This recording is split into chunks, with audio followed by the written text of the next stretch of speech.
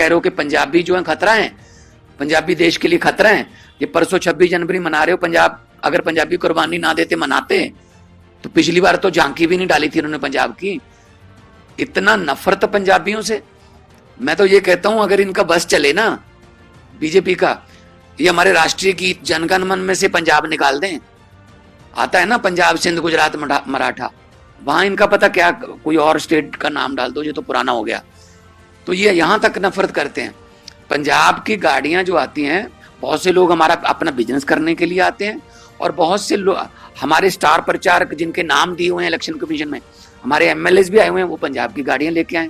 आप अभी जाओगे, कहां तक जाओगे आप देखना, आपको देश के हर कोने की गाड़ी मिल जाएगी। अभी जो योगी जी आए हैं तो हर यूपी की गाड़ी जो है वो योगी के साथ आई है। यूपी की वैसे भी गाड़ियां आती हैं, नोएडा में जाती हैं, गुड़गांव जाते हैं। तो ये क्या, उनको असल में कोई एजेंडा नहीं है। फर्क इतना है बीजेपी के पास कोई एजेंडा नहीं है, और मैंने आधी से ज्यादा दिल्ली घूम ली है, कांग्रेस के पास कोई एजेंडा नहीं है। तो इनका कुछ नहीं है, और अरविंद केजरीवाल की सरकार बन रही है और प्रचंड बहुमत से बन रही है।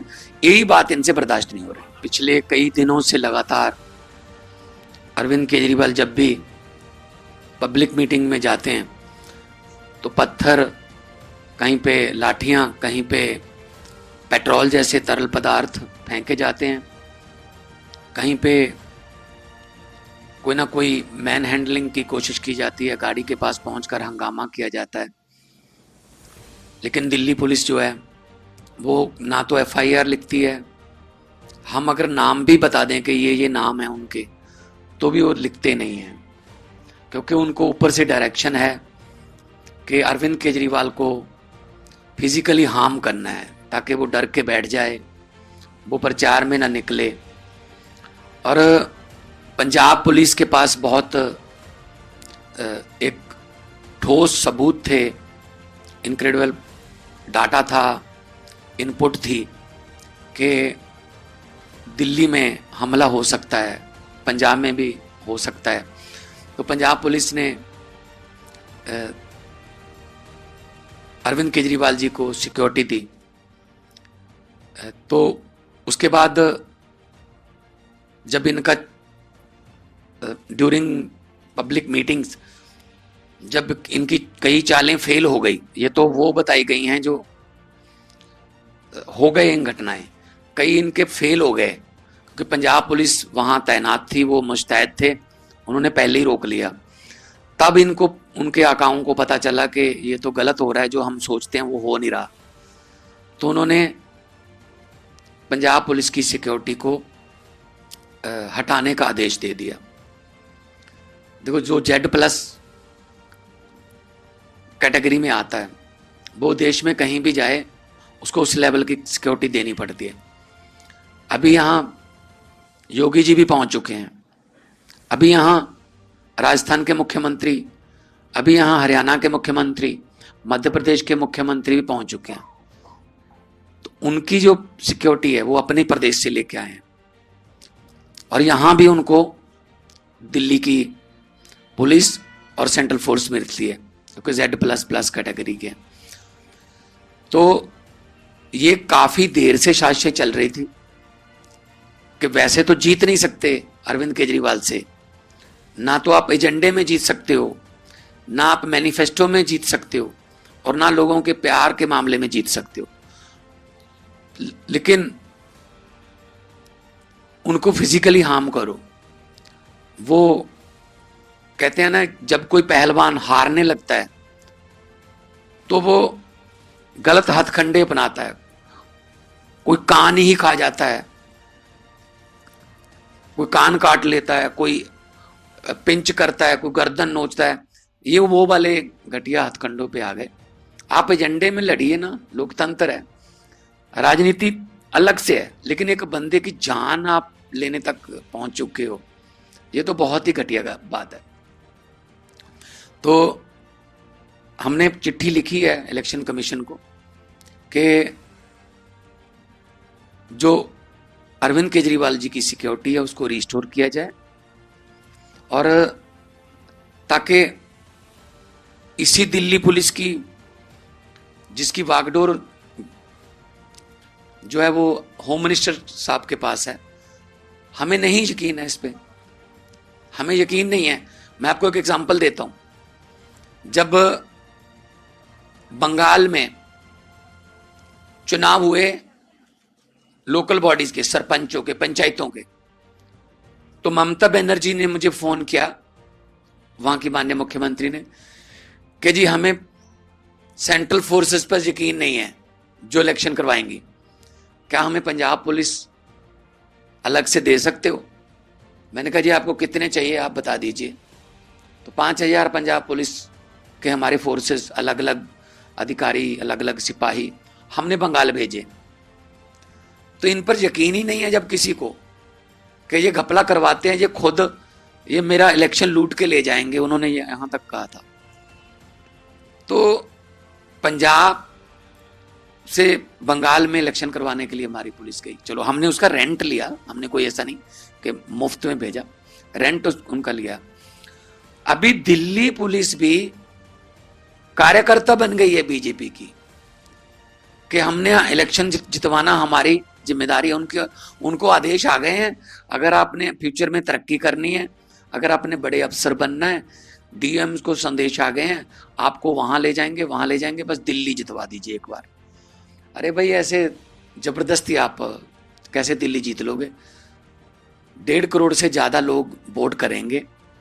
पहले तो फर्जी वोटें बनवा के या फिर असली वोटें कटवा के कोशिश की, उसमें ज्यादातर कामयाब नहीं हो सके। अब इस लेवल पर उतर आए हैं कि डंडे रोड़े चला रहे हैं।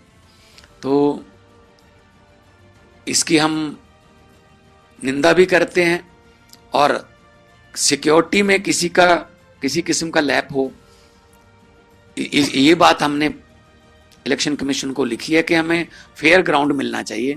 ये ना हो कि हमें सीधा कहा जा रहा है आप यहां पे गली में आओगे, आप पर पेट्रोल फेंका जाएगा, आप पर पत्थर आएंगे, आप पर डंडे लाठियां वाले बंदे खड़े हैं वहां पे, आप पहले जाके चेक करो। तो ये तो हमें फ्री एंड फेयर ग्राउंड नहीं मिल रहा। तो अगले 10 दिन प्रचार चलेगा, तो कम से कम 10 दिन के लिए इलेक्शन कमीशन को चाहिए कि वो रिस्टोर करें। मुख्यमंत्री जो दिल्ली के थे और हमारे नेशनल कन्वीनर हैं, नेशनल पार्टी के प्रधान हैं, नेशनल पार्टी के प्रधान है वो, तो उनको सिक्योरिटी देना फर्ज है। लेकिन जो सिक्योरिटी दे रहे हो, अगर उससे हम सेटिस्फाई नहीं है तो उसका अल्टरनेटिव वे हमें मिलना चाहिए। जी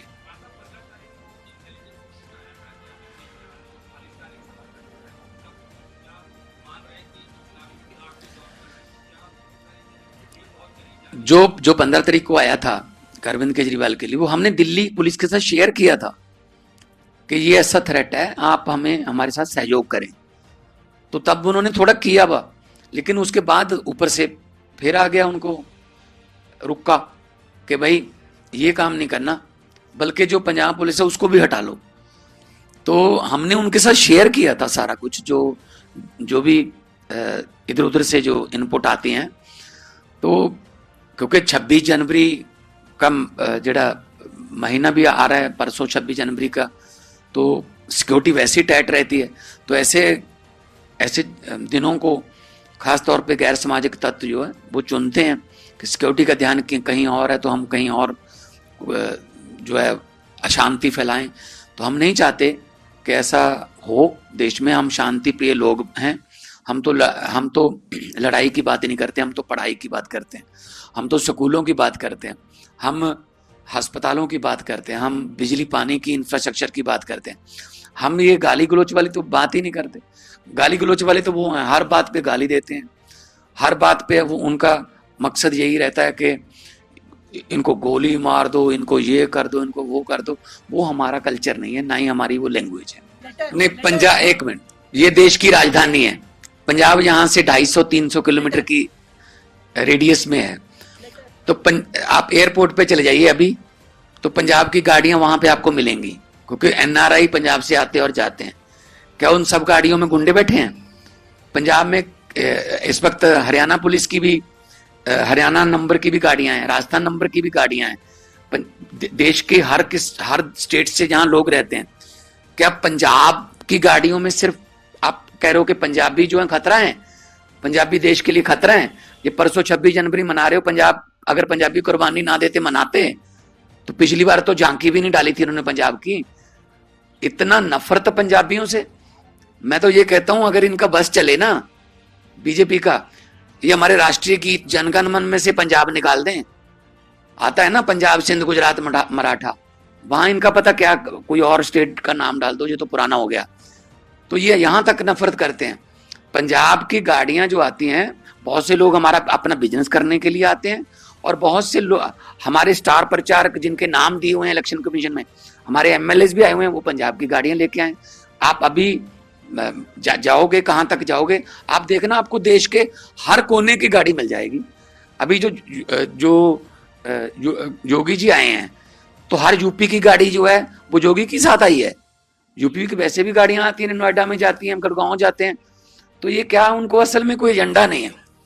फर्क इतना है बीजेपी के पास कोई एजेंडा नहीं है, और मैंने आधी से ज्यादा दिल्ली घूम ली है, कांग्रेस के पास कोई एजेंडा नहीं है। तो इनका कुछ नहीं है, और अरविंद केजरीवाल की सरकार बन रही है और प्रचंड बहुमत से बन रही है। यही बात इनसे बर्दाश्त नहीं हो रही।